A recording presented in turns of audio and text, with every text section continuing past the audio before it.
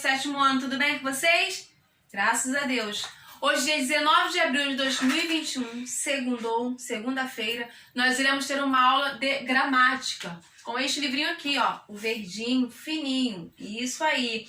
E as páginas desse livro aqui de hoje são 51 a 54, que tem como título de hoje verbos regulares e verbos irregulares. São muito fáceis. Por quê, professora? Porque nós já falamos um pouquinho sobre desinência e também já falamos sobre radical, tá? E esses dois conteúdos aí, eles têm a ver um pouquinho com o que nós vamos falar hoje. Então vamos começar a falar sobre verbos regulares. Mas o que vem a ser verbos regulares? Esses verbos regulares aí são verbos que, ao serem conjugados, não sofrem modificações, alterações no seu radical. Isso. E ele mantém a mesma desinência do verbo. Aí eu tenho um exemplo aí para vocês do que seria aí um verbo regular. Eu tenho um verbo cantar, certo? Tá. Qual é o radical do verbo cantar? Cante-se. Então, cante-se é a palavra principal do verbo cantar. C-A-N-T. Esse é o radical. Porém, eu vou conjugar esse verbo aí, ó. Eu canto.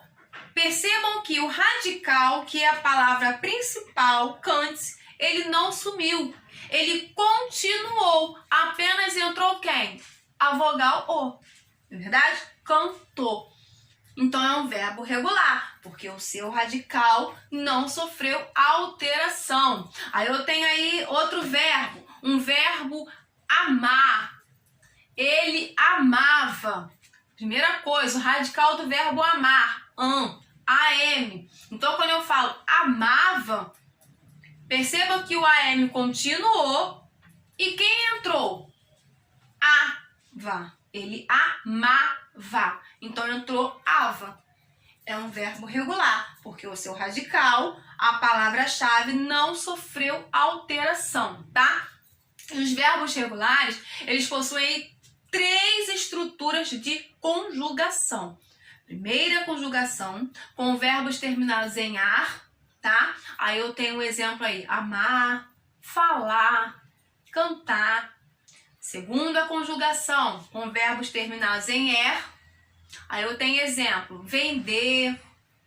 Eu tenho exemplo, escrever. Terceira conjugação, verbos terminados em ir. Exemplo, partir, rir. Ok? Esses daí são os verbos regulares. Por quê? Como eu havia falado, porque não sofre alteração nem no meu radical, nem na minha desinência, ok? Então vamos lá. O que acontece agora? Nós vamos trocar um pouquinho, vamos falar agora sobre outra coisa, ok? Então vem comigo. Olha aqui, preste atenção aqui na nossa telinha, porque agora nós vamos falar um pouquinho sobre os verbos irregulares. Você lembra que eu falei que era super fácil?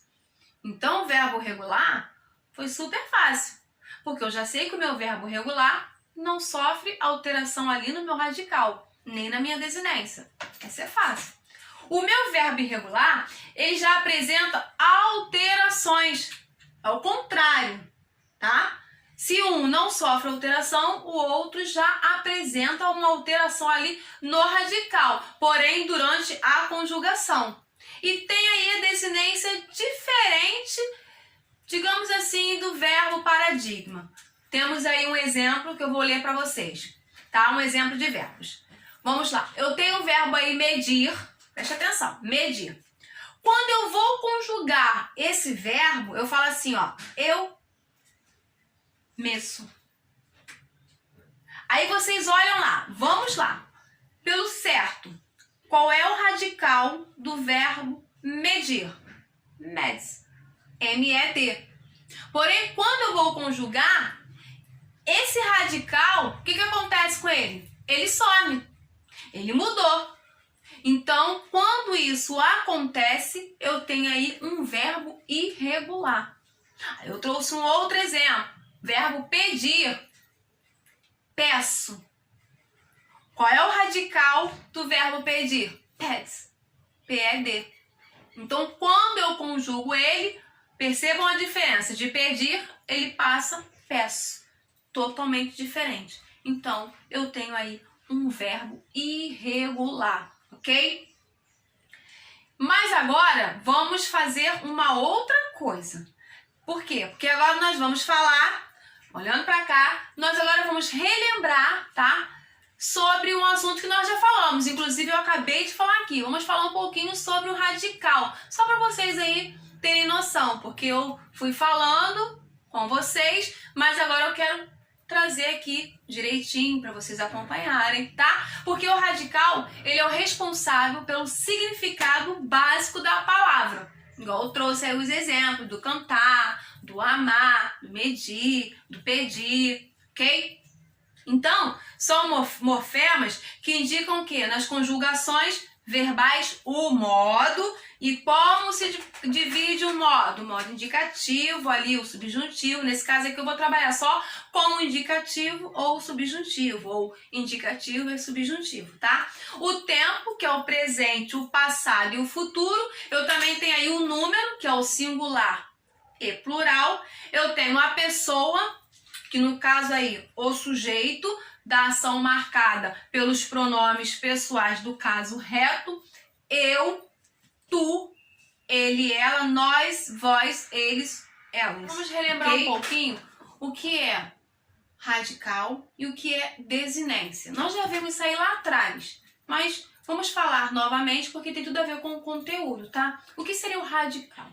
O radical aí é responsável pelo significado básico da palavra. Igual eu trouxe ali o exemplo de cantar, cante. Cante é o radical, C-A-N-T, palavra base, a principal, ok? Então, isso aí é radical. E o que seria a desinência? A desinência são morfemas que já indicam o quê? Nas conjugações verbais, que indicam o modo, se ele está no indicativo, no subjuntivo, no imperativo, que indica ali o tempo, se o verbo está no presente, no passado, no futuro, que vai indicar o número, que significa singular ou plural, e que vai me dizer também a pessoa, se é primeira pessoa, eu, ou se é eu, tu, ele, nós, vós ou eles, ok? Isso aí já é um caso para desinência estudar, ok? Então agora que terminou, eu quero fazer com vocês uma revisãozinha. Eu até peguei minha folha aqui, porque eu me lembro que na aula passada nós fizemos ali uma atividade, tá? Uma atividadezinha extra. E agora eu quero fazer essa revisão com vocês em relação a essa atividade.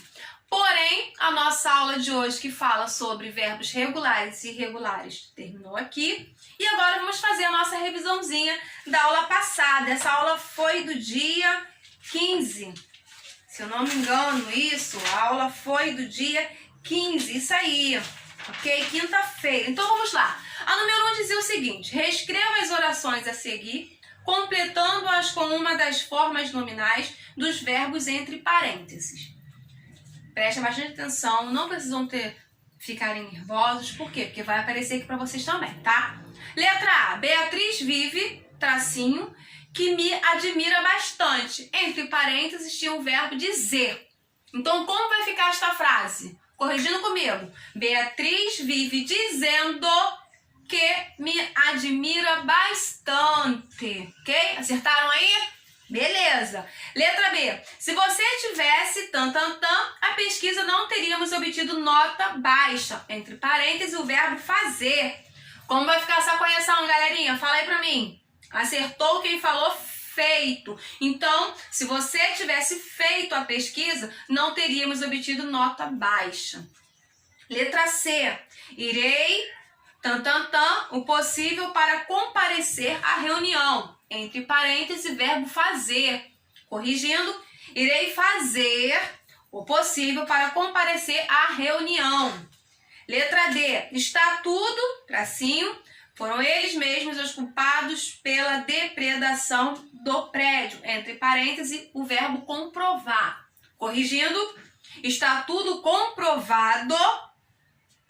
Foram eles mesmos os culpados pela depredação do prédio. Letra E. Está o grande dia em que conheceremos o nosso presidente da empresa. Entre parênteses, o verbo chegar. Corrigindo, está chegando o grande dia em que conheceremos o nosso presidente da empresa.